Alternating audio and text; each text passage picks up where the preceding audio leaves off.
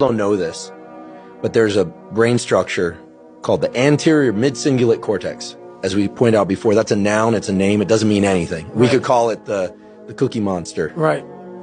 But what's interesting about this brain area is there are now a lot of data in humans, not some mouse study, showing that when people do something they don't want to do, like add 3 hours of exercise per day or per week, or when people who are trying to diet and lose weight resist eating something. Right.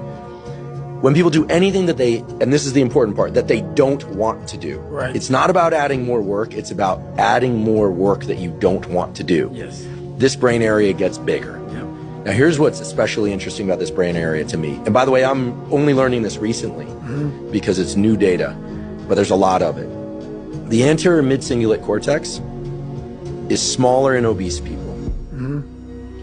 It gets bigger when they diet. It's larger in athletes. It's especially large or grows larger in people that see themselves as challenged and overcome some challenge. Right. And in people that live a very long time, this area keeps its size. In many ways, scientists are starting to think of the anterior mid-cingulate cortex not just as one of the seats of willpower, right, but perhaps actually the seat of the will to live. See, now we're talking. And when I learned about the anterior mid-cingulate cortex, I was like almost out of my seat. And I've been in the neuroscience game since I was 20. We're the same age. And I was so pumped because I've heard of the amygdala, fear, prefrontal cortex, it's planning and action. I could tell you every brain area and I teach neuroanatomy to medical students. But when I started seeing the data on the anterior mid-cingulate cortex, I was like, whoa, this is interesting. Yep. And all the data point to the fact that we can build this area up. Yep.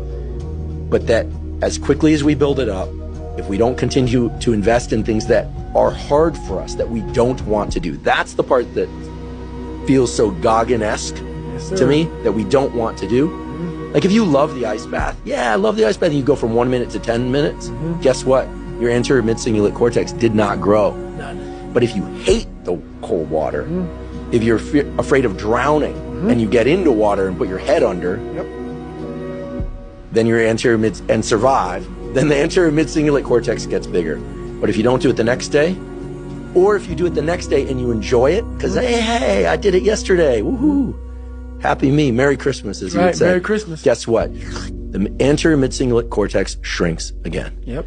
To me, this is one of the most important discoveries that neuroscience has ever made, because it's that I don't want to do something, but do it anyway. That's right. That grows this area. And it's almost like I have a friend, he's been sober 30 years from alcohol. And he always says, you know, the amazing thing about addiction is there's a cure. The problem is it only works one day at a time. Yep. And so you have to renew it every day. That's right. So the anterior mid-cingulate cortex, to me, when I learned about it, two things went off in my